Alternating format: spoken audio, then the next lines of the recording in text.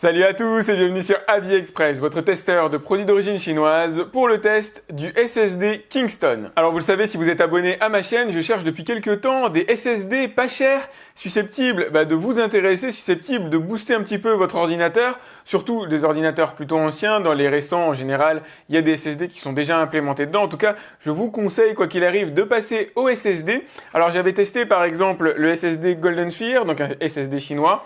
J'avais testé aussi un Kingdian, j'en avais testé encore un autre, mais cette fois-ci en M2, là c'est des SATA. Et vous m'avez parlé du Kingston, tout simplement parce qu'il n'est pas cher aujourd'hui sur Amazon. Kingston, c'est quand même une grande marque. Donc toute l'idée de ce test, c'est de faire aussi un petit comparatif et de voir où se positionne le Kingston par rapport au Kingdian et au Golden Sphere. Pour installer le SSD Corsair, c'est l'occasion ou jamais de sortir le Xiaomi WoStick. Tant qu'à faire, autant joindre l'utile à l'agréable. Alors une fois les vis retirées, il n'y a plus qu'à enlever le capot et je vais pouvoir vous présenter mon MSI GL62M. Donc je vous rassure, c'est pas particulièrement précieux un ordinateur portable, ça l'est en termes de valeur, mais vous pouvez toucher, il se passera strictement rien, évitez juste l'électricité statique et encore, c'est pas quelque chose qui moi me préoccupe de manière générale. Ici vous avez le port M2, donc PCI Express, qui va contenir mon disque Samsung 970 Evo, qui est celui qui me permet un petit peu d'étalonner, c'est ma référence en termes de performance. Et ici, vous avez le port SATA 3, qui va nous servir pour le disque de Kingston, que je vais installer tout de suite. Alors pour tous mes tests, je réalise une installation propre et neuve de Windows. Donc je pars d'une clé USB qui est mise à peu près à ce niveau-là, sur lequel je suis allé sur le site de Microsoft pour télécharger et mettre dessus Windows. Il vous faut une clé de 8 Go minimum. Je mets Windows en 64 bits pour le coup. Et je fais une install vraiment totalement neuve. C'est parti. Je vous montre un peu plus en détail ce passage qui est peut-être la seule originalité. Ici, vous avez les partitions sur lesquelles on peut installer Windows. Donc là, j'ai bien sûr mon 970 Evo sur lequel il y a déjà Windows installé. Ce qui nous intéresse, c'est le lecteur 0 sur lequel on a en tout 111 Go. Donc c'est bien le Kingston qui est ici. Donc là, pour le coup, je clique dessus. Je vais faire nouveau. Hop, j'applique sur toute la partition. Pour moi, je vais pas le découper, en fait, je vais pas partitionner ce disque-là. Il est trop faible en volume pour faire différentes partitions. Je vais le laisser exactement comme il est, en 111 Go, ce sera très bien. Et je vais venir installer Windows directement sur ce qui reste. Donc là, pour le coup, la principale, c'est celle-là.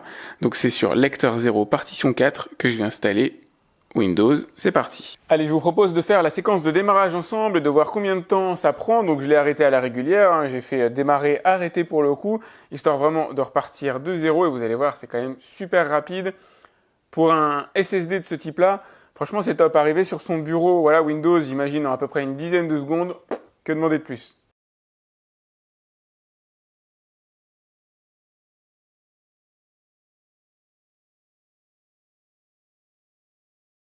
Alors là, je vous propose de faire un petit test de copier-coller de fichiers. Donc ici, j'ai PCMark 8. Hop, je vais le copier-coller. Il fait 2 Go 5. Ça va juste nous permettre de voir un petit peu le taux de transfert, en tout cas le taux de copie. Donc je suis sur, voilà, 400 mégasecondes, 200 mégasecondes. On a commencé réellement en trombe, c'est allé extrêmement vite au début. Et après, vous voyez, c'est pas régulier, on est sur 50-60 mégaoctets secondes, ce qui correspond à un disque dur classique, voire même moins. C'est pas terrible du tout, surtout pour un fichier aussi gros. Ça devrait être beaucoup plus gros. Par comparaison avec mes autres disques, pour l'instant, c'est celui-là le plus lent. Alors là, je vous propose de faire un petit test de transfert de fichiers. Donc j'ai ici sur mon Kingston le PCMark comme tout à l'heure. Là, j'ai ouvert la fenêtre avec à l'intérieur mon Samsung 970 Evo sur port M2. Donc là, c'est un haut de gamme. On va étudier le taux de transfert.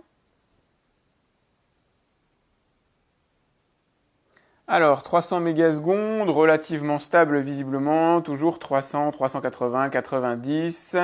Allez, 400 mégasecondes au maximum. Donc ça équivaut à peu près à ce que j'avais eu sur mon Kingdian, mais c'est en dessous des résultats du Golden Sphere.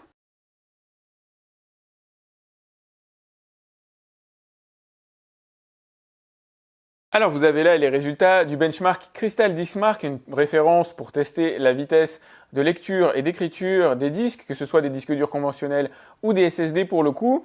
Alors je vais vous donner une base de comparaison. Si vous aviez un disque dur conventionnel, ici vous auriez plutôt grosso modo autour de 100 mégas par seconde.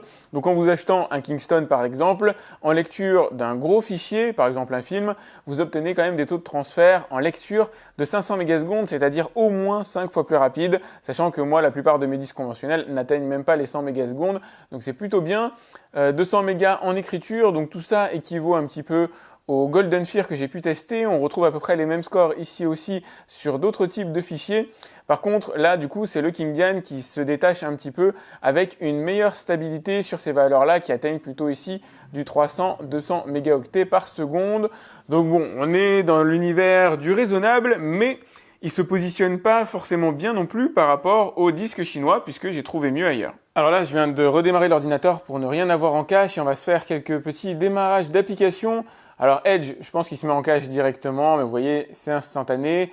Ce qu'on peut se faire, voilà, on va se taper GIMP. Donc GIMP, c'est une application de retouche d'image. C'est quelque chose qui consomme quand même pas mal en termes de RAM. Du coup, ça met un petit peu de temps à s'allumer en général. Et là, vous allez voir, le bénéfice du SSD, c'est que ça va très vite. On va s'allumer Counter-Strike Source aussi, tant qu'à faire. Créer un serveur.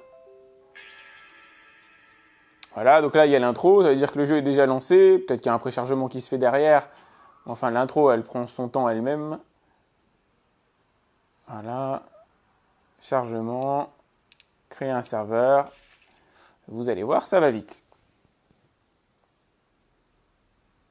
C'est quand même pas mal les SSD, il n'y a rien à dire. Alors je pense que vous l'aurez compris, il ne suffit pas d'avoir une jolie étiquette avec écrit Kingston et une grande marque du coup pour avoir des performances de plus haut niveau que ce que peut faire la concurrence chinoise aujourd'hui. À tarification à peu près égale, inférieure pour les disques chinois, on a des performances équivalentes, voire meilleures à ce qu'on peut avoir ici sur le Kingston, qui est très bien. C'est des performances qui varient de quelques pourcents, mais mine de rien, aujourd'hui les SSD chinois se positionnent bien. Ce qui me manque malheureusement, c'est l'information en matière de cycle de vie.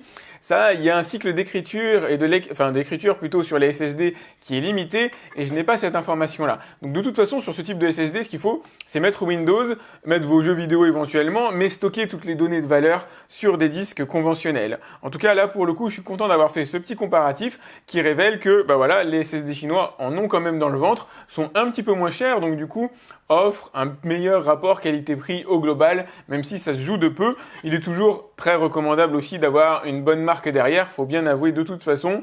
Probablement qu'en termes de fiabilité, ça joue, j'imagine bien. En tout cas, malheureusement, j'ai pas la possibilité de faire ce genre de test chez moi. Il faudrait le faire dans la durée et probablement sur une très longue durée.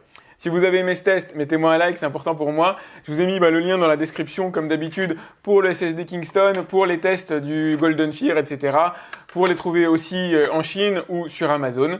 N'hésitez pas à vous abonner si ce n'est pas déjà fait, à me conseiller si jamais vous avez d'autres idées de tests à réaliser dans ce domaine-là ou dans un autre. Et moi, je vous dis à très vite pour un autre test de produits d'origine chinoise ou pas sur AliExpress. Salut!